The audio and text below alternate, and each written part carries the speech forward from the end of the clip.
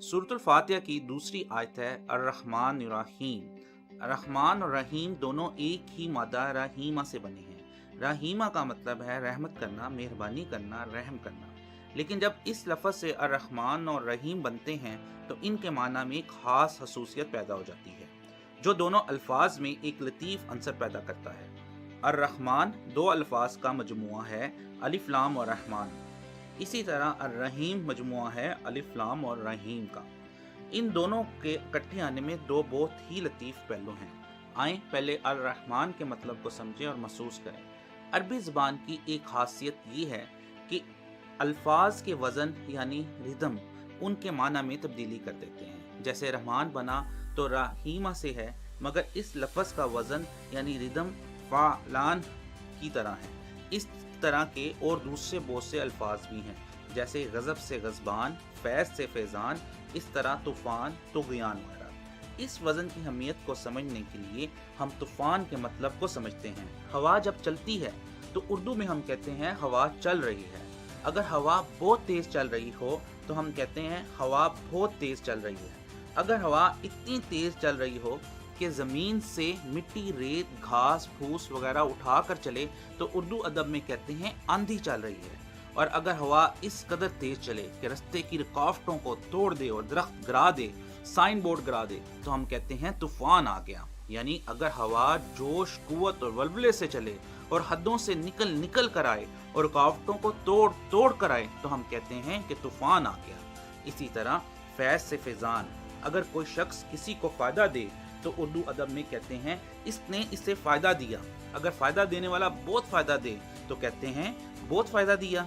और अगर फ़ायदा देने वाला हर वक्त फ़ायदा देता रहे तो इसे कहते हैं फ़लाँ का फैज़ जारी है। और अगर फैज़ करने वाला फैज़ जोश, कुव्वत और वल्वले से दे, हदों से निकल कर दे और रास्ते की रुकावटों को तोड़ कर दे तो हम कहते हैं फ़लाँ का फ़िज़ान जारी है। इसका मतलब ये हुआ फ़ालान या फ़ुलान के रिदम पे कोई लफ्ज़ ढाला जाए तो इस लफ्ज़ की कफ़ियत में शिद्दत, वल्वला और कुव्वत कूट कर भर जाती है।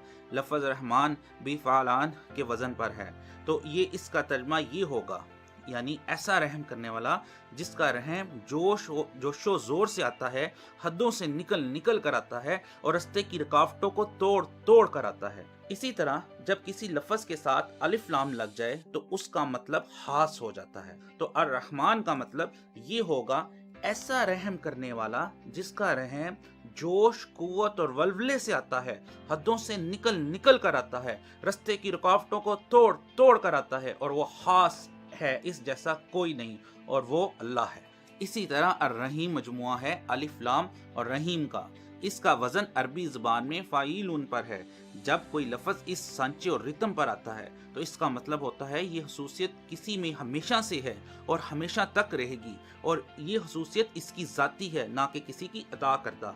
ये वज़न अल्फाज के माना में एक दौमियत यानी हमेशगी का असर पैदा करता है। रहीमुन का मतलब ये बनता है ऐसा रहम करने वाला जिसका रहम अज़ल से अबद तक हो, यानी वो हमेशा और हर हालत में कायम रहे, जिसका रहम इसकी अपनी ज़ात की वजह से हो और वो इसको जो रहम की खसूसियत है वो किसी ने अता ना कर की हो, बल्कि ये इसकी अपनी ज़ाती खसूसियत हो।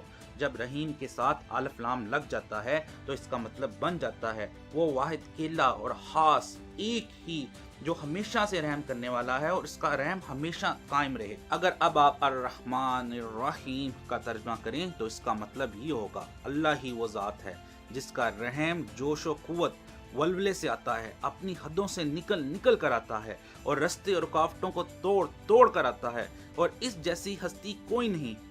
इसका रहम अज़ल से अबद तक है, इसकी अपनी ज़ात की वजह से है, और इस जैसा दूसरा रहम करने वाला कोई नहीं। अगर आप अर्रहमान रहीम को इस तरह समझें तो आप कभी भी अल्लाह की रहमत से मायूस नहीं होंगे।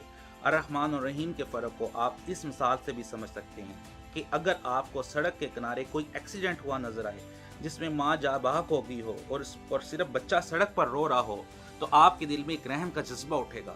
अब इस जज्बे के लिए लफ्ज़ रहमान बेस्ट आता है, लेकिन जब आप इस बच्चे को घर ले आएंगे, उसको हर रोज़ हर लम्हे ख्याल रखेंगे तो आपको लगेगा कि ये क्या मुश्किल है जो मैंने अपने सर डाली है। अब सारी उम्र परवरिश के लिए आपको जो रहम चाहिए वो रहीमा से है, اس طرح کائنات کی پرورش کے لیے، اس کی دیکھ بھال کے لیے رحمان اور رحیم دونوں لازم ہیں۔ وہ رحم ہو جس میں ٹھاٹھے مارتا ہوا سمندر ہو، اور جس میں ایک دعامیت ہو جو کبھی رکے نہ اور ہمیشہ چلتا جائے اور اپنی مخلوق پر رحم کرتا رہے۔ ایسی ہستی ایک ہی ہو سکتی ہے جس کو ہم اللہ کہتے ہیں۔